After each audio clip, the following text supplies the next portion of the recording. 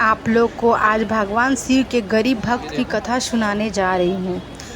रायपुर शहर में मदन एक होटल में खाना बनाने का काम करता था। मदन बहुत ही स्वादिष्ट खाना बनाता था। मदन जो भी खाना बनाता था सभी उसकी तारीफ करते थे। मदन के घर में उसकी पत्नी रमा और एक बेटा मोहन था। मदन को हर महीने 5,000 रुपये मिलते थे, जिससे किसी तरह उनके परिवार का गुजर बसर हो जाती थी। एक मदन अपने घर से काम पर जाने को निकला, तभी उसकी एक ट्रक से टक्कर हो जाती है। मदन सड़क पर गिर जाता है, उसके सिर से खून निकलने लगता है। कुछ लोग उसे अस्पताल पहुंचा देते हैं। जैसे ही रमा को खबर मिलती है वह अस्पताल पहुंच जाती है। रमा, डॉक्टर साहब मेरे पति ठीक तो हो जाएंगे? डॉक्टर बोलते हैं आपके पति की हालत ठीक नहीं है, हमें ऑपरेशन करना होगा, जिसे आपको 50,000 रुपये जमा करने होंगे। डॉक्टर ने रमा को बोलता है कि आपको 50,000 रुपये जमा करने होंगे, आपके पति की तबीयत ठीक नहीं है। रमा बोलती है लेकिन डॉक्टर साहब मेरे पास तो इतने पैसे नहीं हैं। तब डॉक्टर बोलता है देखिए मैं कुछ नहीं कर सकता, आपको जल्द ही पैसा जमा करना होगा, नहीं तो इनकी जान भी जा सकती है। तब रमा बोलती है डॉक्टर साहब मैं पैसे का इंतज़ाम करती हूँ। यह कहकर वह अस्पताल से बाहर निकलकर शिव जी के मंदिर में पहुँच जाती है। वहाँ जाकर वह रोने लगती है। तब रमा, हे भोलेनाथ मेरे पति की रक्षा करो, मुझे कुछ समझ नहीं आ रहा है, अब आप ही हैं जो मेरे पति की रक्षा कर सकते हैं। कुछ देर मंदिर में प्रार्थना करने के बाद रमा उसी होटल में पहुंच जाती है जहां मदन काम करता था। मालिक तब बोलता है अरे आज मदन काम पर नहीं आया, यहाँ कितना नुकसान हो रहा है उसके बिना। तब रमा बोली सेठ जी उनका एक्सीडेंट हो गया है और डॉक्टर ऑपरेशन के लिए 50,000 रुपये मांग रहा है। तब मालिक बोलता है ओह लेकिन मेरे पास भी इतने पैसे नहीं हैं, तुम एक काम करो ये 10,000 रुपये रख लो, इससे ज़्यादा मैं कुछ नहीं कर सकता। तब रमा बोलती है लेकिन 10,000 से क्या होगा सेठ जी? तब मालिक बोलता है मैं इतना ही कर सकता हूँ। रमा रुपए लेकर अस्पताल पहुँच जाती है। तब रमा डॉक्टर साहब से ये पैसा आप रख लीजिए, मैं कल तक बाकी पैसे का इंतज़ाम करूँगी। रमा ने डॉक्टर को 10,000 रुपये देती है और बोलती है मैं आगे और पैसे की इंतज़ाम करूँगी। अगले दिन सुबह रमा अस्पताल जाने के लिए निकली। रास्ते में मंदिर देखकर वह शिव जी चली जाती है। शिव जी के मंदिर में वह चली जाती है। तब रमा बोलती है भगवान आज मुझे पैसा जमा करना है, समझ नहीं आ रहा है मैं क्या करूं, मैं तो यहाँ किसी को नहीं जानती, अब सब आपके ही हाथ में है, मेरे पति की रक्षा करो प्रभु। ऐसा रमा भगवान शिव शंकर से प्रार्थना करती है कि हे भोलेनाथ आपके सिवा मेरा इस दुनिया में कोई नहीं है, जो भी करना होगा आपको ही करना होगा। रमा कुछ देर मंदिर में बैठकर रोती रहती है और सोचती रहती है कि हे भगवान ये सब कैसे ठीक होगा।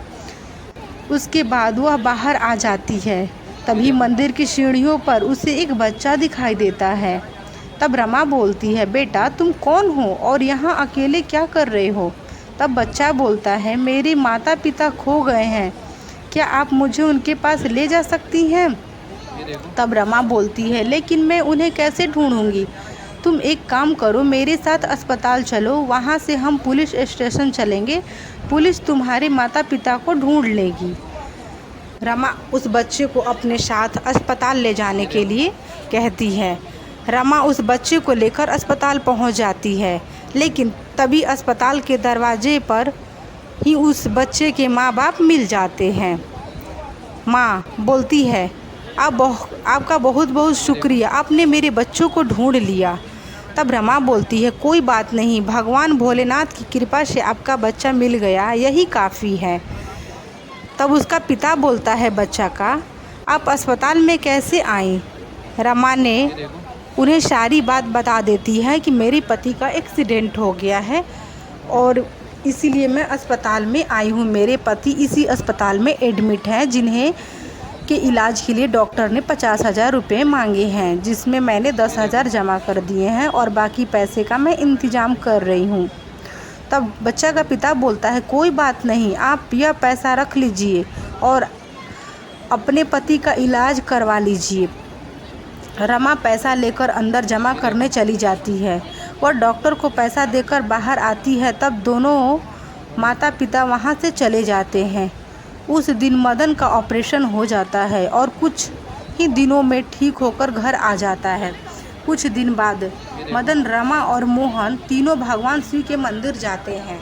तब रमा बोलती है, भगवान आपकी कृपा से मेरे पति ठीक हो गए। रमा जब मूर्ति की ओर देख रही थी तो भगवान शिव और माता पार्वती में उसे वही माता पिता दिखाई दिए जो अस्पताल में मिले थे। यह देखकर रमा रोने लगी। रमा तब बोली, भगवान आप स्वयं मेरी मदद करने आए और मैं आपको पहचान न सकी, मुझे माफ़ कीजिए। भगवान शिव ने रमा की स्वयं मदद करने आए थे, लेकिन रमा ने भगवान शिव और माता पार्वती को नहीं पहचान पाई। तब रमा ने यह बात मदन को बताई। तीनों उस दिन से भगवान भोलेनाथ की भक्ति करने लगे। मदन अब उसी होटल में काम करने लगा था।